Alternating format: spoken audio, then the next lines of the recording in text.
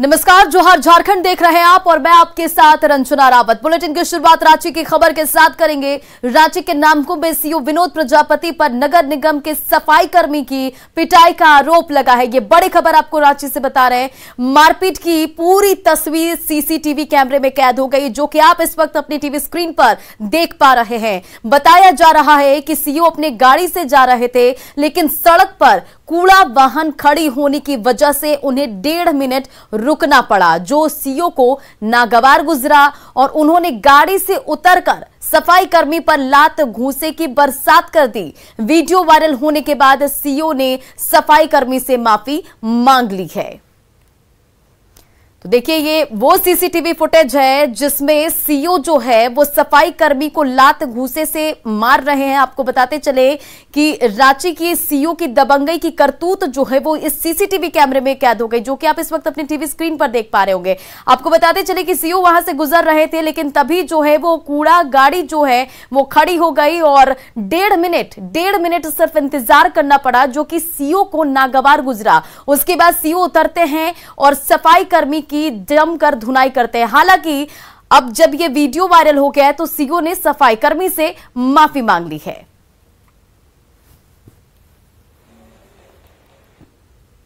बढ़ते आगे, पूजा सिंघल मामले में ईडी को अपनी दबिश बढ़ा दी है। खनन को लेकर डीएमओ से पूछताछ की प्रक्रिया जो है वो शुरू की गई, तो वहीं पूजा सिंघल को दूसरी बार और सुमन कुमार को तीसरी बार रिमांड पर लिया गया है। रिमांड में लेने के लिए ईडी ने न्यायालय को काफी अहम जानकारियां भी दी है, जिसमें पल्स अस्पताल, खनन के साथ साथ डिजिटल गैजेट्स के से भी मिली कुछ अहम जानकारियां का उल्लेख किया गया है। वहीं आज ईडी ने पूछताछ के लिए पहले 4 बक्सों को ईडी ऑफिस में मंगाया, जिसमें अहम सबूत का दावा किया जा रहा है। ईडी ऑफिस से ज्यादा जानकारी दे रहे हैं हमारे सहयोगी ओम प्रकाश। पूजा सिंघल से हो रही पूछताछ के मामले में ईडी को कई अहम सुराग मिले हैं।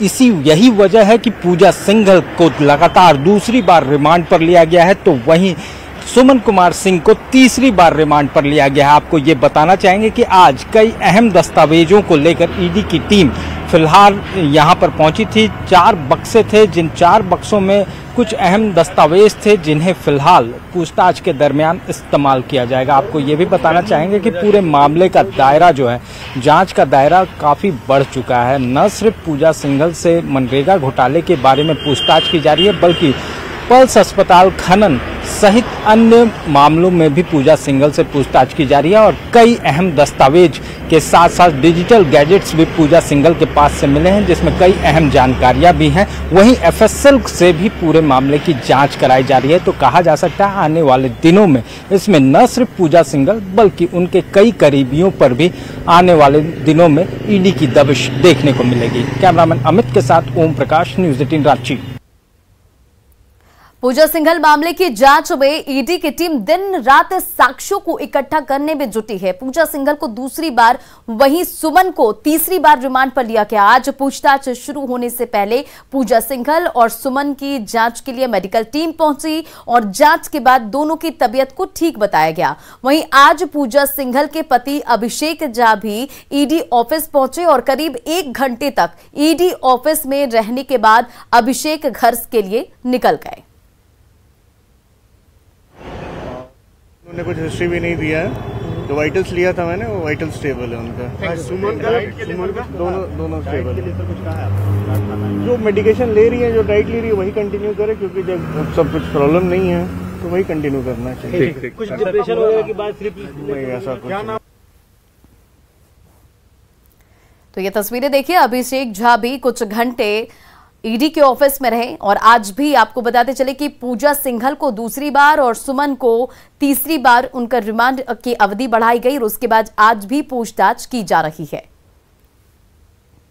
बढ़ते आगे, झारखंड में सियासी राजनीति गर्म है। पक्ष विपक्ष के बीच आरोप प्रत्यारोप जारी है, लेकिन आज का दिन काफी महत्वपूर्ण है। आज झारखंड हाईकोर्ट की स्पेशल बेंच शेल कंपनियों में निवेश मामले पर सुनवाई करेगी। सीएम हेमंत सोरेन के करीबी लोगों के द्वारा शेल कंपनियों में निवेश और माइनिंग लीज मामले में पीआईएल दायर है। आपको बताते चले कि 13 मई को इस मामले की कोर्ट में सुनवाई हुई थी और ईडी ने कोर्ट में कहा था कि हाल ही में हुई छापेमारी में अहम दस्तावेज मिले हैं और ये दस्तावेज अलार्मिंग है और इसके बाद कोर्ट ने ईडी को सील बंद लिफाफे में दस्तावेज पेश करने का आदेश दिया था।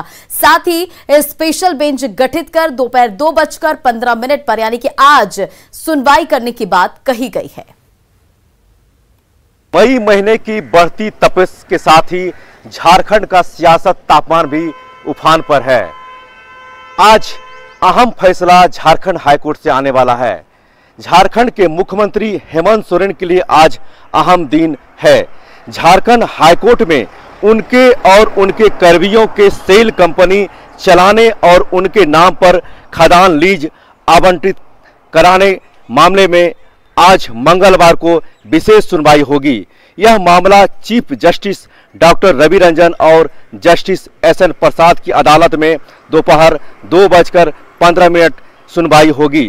पिछली सुनवाई पर ईडी ने अदालत को बताया था कि झारखंड में उनकी एजेंसी कार्रवाई कर रही है और उनके पास कुछ चौंकाने वाले दस्तावेज मिले हैं।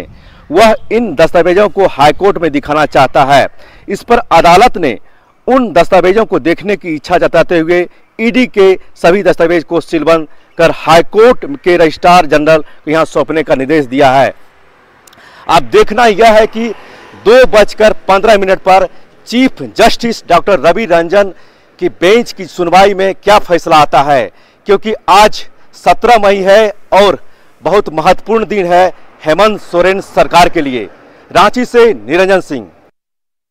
और अधिक अपडेट के साथ संवाददाता संजय सिन्हा इस वक्त हमारे साथ फोन लाइन पर जुड़ गए हैं। संजय, आज देखिए कहीं ना कहीं काफी महत्वपूर्ण दिन, झारखंड हाईकोर्ट की स्पेशल बेंच शेल कंपनियों के निवेश पर फैसला सुनाने वाली है। 2:15 पर कहा जा रहा है कि फैसला सुनाएगी कोर्ट। क्या कुछ अधिक जानकारी? देखिए, आज 2:15 बजे एक महत्वपूर्ण सुनवाई है और सुनवाई में जो चीजें साफ सामने आई कि जो भी ईडी की ओर से छापेमारी की गई है, दस्तावेज मिले हैं, तमाम दस्तावेजों को कोर्ट के सामने सौंपा गया है और तमाम दस्तावेजों पर संभाला जाएगा। कोर्ट में ईडी की ओर से पक्ष रखा जाएगा और कई वरीय अधिवक्ता भी इसमें दिल्ली से जुड़ेंगे और तमाम चीजों को रखा जाएगा। राज्य सरकार से जो अधिवक्ता जुड़ेंगे। पिछली सुनवाई में आपको याद होगा कि पिछली सुनवाई में साफ कहा गया था कि इसमें जो भी दस्तावेज छापेमारी की गई दस्तावेज मिले गए हैं, साथ में जो कहा गया है कि कई बड़े मामले हैं, साथ सेल कंपनी से जुड़े मामले में मनरेगा घोटाला से जुड़ा मामले से बताया गया है, तमाम इसमें सेल कंपनी में निवेश से जुड़ा मामला बताया गया है। कहा गया है कि इसमें अब सीबीआई जांच की मांग की गई है। अब देखें इस पर क्या फैसला लेता है। और दूसरी ओर से राज्य सरकार के जिन्होंने पहले की थी वरीय अधिवक्ता कपिल सिब्बल ने, उन्होंने कहा था कि क्योंकि इसमें सुप्रीम कोर्ट के कई मामलों का हवाला दिया गया था और कहा गया था कि इस मामले को खारिज किया जाए, लिहाजा दोनों ओर से दलीलें रखी गई थी। आज कोर्ट में इस मामले में दोनों ओर से पक्ष रखे जाएंगे क्योंकि नए नए अपडेट्स भी हुए हैं। छापेमारी से जो दस्तावेज होंगे, क्या कुछ निकल के सामने आया है, क्या नया कुछ होगा कोर्ट में, और इस तमाम चीजों को देखने के बाद क्योंकि मामला तो है, एक हेमंत सोरेन की माइनिंग लीज से जुड़ा मामला है, दूसरा उनके कर्मियों के मामले में सेल कंपनियों में निवेश का मामला है और दोनों मामले जो अलग अलग सुनवाई होगी। जब सुनवाई होगी तो क्या कुछ सामने आएगा, ये देखने का विषय होगा। वाकई संजय, देखने वाली बात होगी क्या कुछ जानकारी निकलकर सामने आएगी, क्या कुछ फैसला होगा। इन तमाम जानकारियों के लिए बहुत बहुत शुक्रिया। नजर बनाए रखें आप। बढ़ते आगे और झारखंड में सियासी राजनीति गर्म है। पक्ष विपक्ष के बीच आरोप प्रत्यारोप चल रहे हैं। वहीं आज विधानसभा अध्यक्ष रविंद्रनाथ महतो दल बदल की सुनवाई कर रहे हैं। बीजेपी विधायक दल के नेता बाबूलाल मरांडी के खिलाफ दल बदल को लेकर दायर 4 मामलों की आज सुनवाई हो रही है। स्पीकर रविंद्रनाथ महतो ने सुनवाई के लिए इशू फ्रेम किया है और स्पीकर के न्यायाधिकरण ने सुनवाई के कई बिंदु तय किए हैं जिस पर आज बहस हो रही है। ताजा अपडेट है कि दोनों पक्ष के वकील स्पीकर के सामने अपना पक्ष रख रहे हैं। तो दोनों पार्टी की तरफ से आज पक्ष रखा जा रहा है और आपको बताते चले कि इस पूरे मामले पर ताजा जानकारी, जो लेटेस्ट अपडेट है ये वो है कि दोनों पक्ष के जो वकील हैं अपना अपना पक्ष रख रहे हैं। तो ये बड़ी खबर आपको बता रहे हैं, जहां एक तरफ झारखंड में सियासी राजनीति गर्म है तो वहीं पर पक्ष और विपक्ष के बीच आरोप प्रत्यारोप भी चल रहा है। और अधिक अपडेट के साथ संवाददाता अविनाश इस वक्त हमारे साथ फोन लाइन पर जुड़ गए। अविनाश, क्या कुछ अधिक जानकारी इस पूरे मामले पर? देखिए, जो अभी ताजा जानकारी हमारे पास है वो ये कि दोनों पक्ष के जो वकील है वो स्पीकर के सामने अपना पक्ष रख रहे हैं। क्या कुछ अधिक जानकारी आपके पास? सही कहा आपने, दोनों ही पक्ष के जो वकील हैं वो अपने अपने दलील रख रहे हैं और इसमें स्पीकर कोर्ट ने पहले तय कर रखा है कि 8 बिंदुओं पर ये बहस होगी। अब मेरिट के आधार पर आगे की कार्यवाही होगी और उसी के आधार पर आज सुनवाई हो रही है। जहां तक बाबूलाल मरांडी के जो वकील हैं आर एन सहाय का ये तर्क है कि जो प्रीलिमिनरी ऑब्जेक्शन था उसको लेकर कोई भी आदेश जारी नहीं किया गया है, इसलिए सबसे पहले उसका ऑर्डर निकाला जाए और इसके बाद ही आगे की कार्यवाही शुरू की जाए। दूसरी तरफ अगर आप देखें, चाहे वो राजकुमार यादव की बात करें, भूषण तिर्की की बात करें, दीपिका पांडे सिंह की बात करें, उनके वकील या फिर राजकुमार यादव ने खुद भी अपना पक्ष रहते हुए कहा है कि ये पूरी तरह से 10वीं अनुसूची का उल्लंघन है और बाबूलाल मरांडी की सदस्यता रद्द होनी चाहिए। तो इसमें अब एक कहा जा सकता है एक नया मोड़ जरूर आ गया है कि अब तक जो चीजें चल रही थी दल बदल को लेकर, उसमें अब ये 8 बिंदु बचे हैं और इसी 8 बिंदु पर आगे की कार्यवाही होगी, आगे की सुनवाई भी होगी और उसी पर कोई निष्कर्ष भी आना है। जी चलिए अविनाश, नजर बनाए रखें आप इस पूरे मामले पर। इन तमाम जानकारियों के लिए बहुत बहुत शुक्रिया। झारखंड कांग्रेस अध्यक्ष राजेश ठाकुर ने राज्यसभा सीट पर दावा ठोका है। कांग्रेस का कहना है कि पिछली बार शिबू सोरेन को यह सीट मिली थी, लेकिन अब कांग्रेस को यह सीट मिलनी चाहिए। वे सीएम से जल्द ही बात करेंगे। ये रिपोर्ट देखिए। स्वाभाविक रूप से राज्यसभा की जो सीट है वो हमें मिलनी चाहिए, क्योंकि पिछले बार आदरणीय गुरुजी गए थे और इस बार हम चाहते हैं कि एक राज्यसभा में हमें मजबूती मिले और हमारा प्रतिनिधि जाए। तो उसके लिए हम लोग बात कर रहे हैं और निश्चित रूप से जब हम गठबंधन में हैं तो गठबंधन में सभी मिल करके तय करते हैं। और जिस तरह मुख्यमंत्री जी सारी बातों को समझते हैं संजीदगी के साथ, तो निश्चित रूप से उनकी भी सहमति मिलेगी।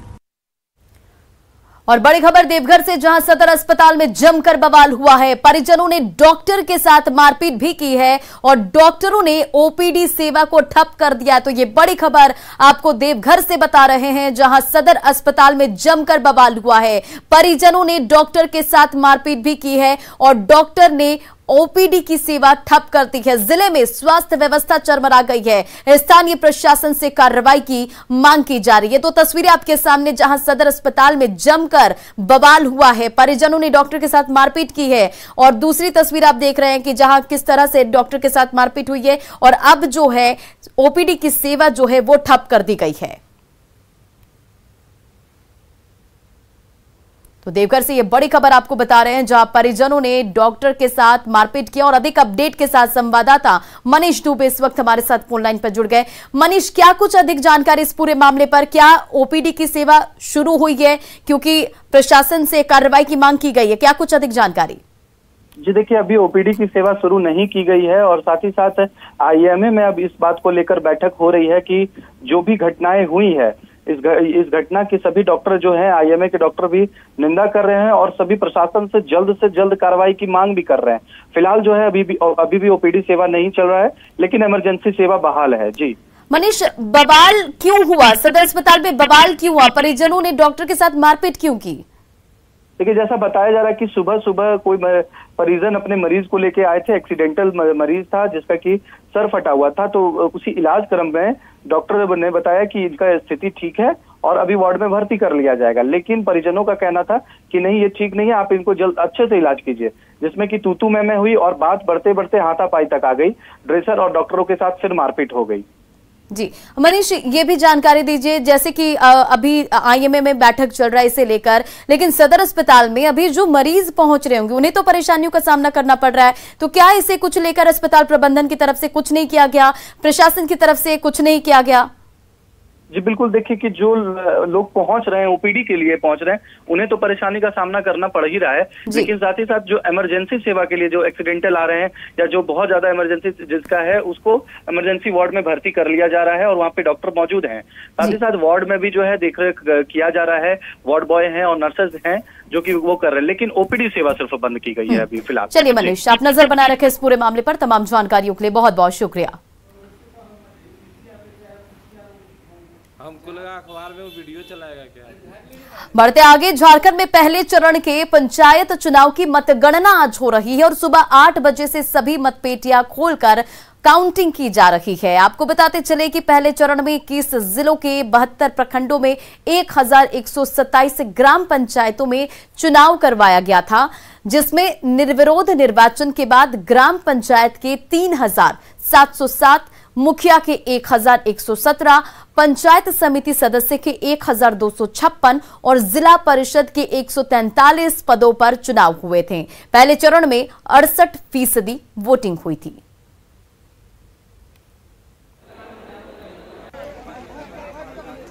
इधर रामगढ़ में त्रिस्तरीय पंचायत चुनाव के पहले चरण की मतगणना की जा रही है। पहले चरण में 1,59,194 मतदाताओं ने वोट किया था। मतगणना स्थल से ज्यादा जानकारी दे रहे हैं हमारे सहयोगी जावेद खान। पहला चुनाव परिणाम